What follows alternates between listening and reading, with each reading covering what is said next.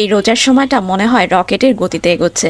এই যে ভেবেছি আপনাদের সাথে রোজার সময়টা ব্লগের মাধ্যমে শেয়ার করব, বাট দেখেন কই দিয়ে যে টাইম চলে যাচ্ছে টেরই পাচ্ছি না। পবিত্র সময়গুলো মনে হয় এভাবেই দ্রুত জীবন থেকে চলে যায়। রোজা আসার পর থেকেই আমার রেগুলার মার্কেটে যাওয়া হচ্ছে, আর এই মাসটাই তো এমন যে যে যার সাধ্য মতো প্রিয়জনকে, প্রিয় মানুষগুলোকে কিছু না কিছু গিফট করবে। আর এই যে আমার কষ্টের টাকাগুলো দিয়ে যখন ফ্যামিলির জন্য কিছু অল্প কিছু হলেও কিনে দিতে পারি, তাদের মুখের যে হাসিটা দেখি, বিশ্বাস করেন এই হাসিটা কোটি টাকার হিসেব করলেও কম হয়ে যাবে। কিন্তু এবার মার্কেটের অবস্থা এমন কেন বলেন তো? এইবার যে ড্রেসটা হালকা হলেও পছন্দ হয় সেই ড্রেসটার দামই পড়বে 10,000 টাকা প্লাস। মানে আমাদের মতো নিম্ন মধ্যবিত্ত ঘরের মেয়েগুলো কি এবার ঈদ করতে পারবে না? তবে এই রোজায় আমি একটা ভালো কাজ করেছি, সেটা হলো এই প্রোটিন লাড্ডুটা বানিয়েছি। রেসিপি যদি লাগে জানাবেন, শেয়ার করব। আর এটা ছিল আমার প্রথম রোজার ইফতার। আর এবারে আমি ট্রাই করেছি রোজাতে হালকা হলেও হেলদি টাইপের ফুড খাওয়ার জন্য। তাই বলেন এই রোজায় আমার কাজের প্রেশার যাচ্ছে সেই লেভেলের। আলহামদুলিল্লাহ, জীবনে এতটাই বিজি থাকতে চেয়েছিলাম। ডিম চপের জন্য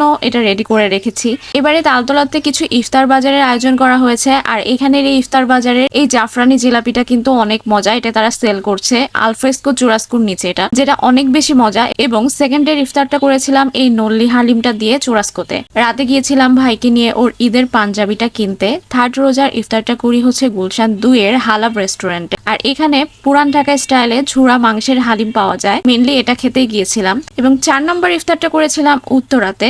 আর এখানে কিন্তু 5 টাকা থেকে ইফতার শুরু হয়, এই জন্যই মেনলি যাওয়া হয়েছিল। বাসায় এসে একটু চিকেন চপ ভেজে খেয়েছি, খুব খেতে ইচ্ছে করছিল। দেন চলে যাই মগবাজার আড়ং-এ। সেখানে তাগায় না বেশ ভালো ভালো কিছু কালেকশন এসেছে, তো আমি ওটাই দেখছিলাম। দেন আমার কুটু বাচ্চার জন্য আমি 4টা পাঞ্জাবি নিয়েছি। আড়ং আমি বলবো এবারে সুন্দর সুন্দর যে কালেকশন গুলো আমি দেখেছি সেটা হচ্ছে বাচ্চাদের জন্য। দেন চলে যাই সেইলরে। গিয়ে এই পাঞ্জাবিটা এত ভালো লাগছে, তো আমি এটা নিয়ে ফেলছি। এটা হচ্ছে আমার বোনের হাজবেন্ডের জন্য নিয়েছি, এটা বাইরে পাঠানো হবে।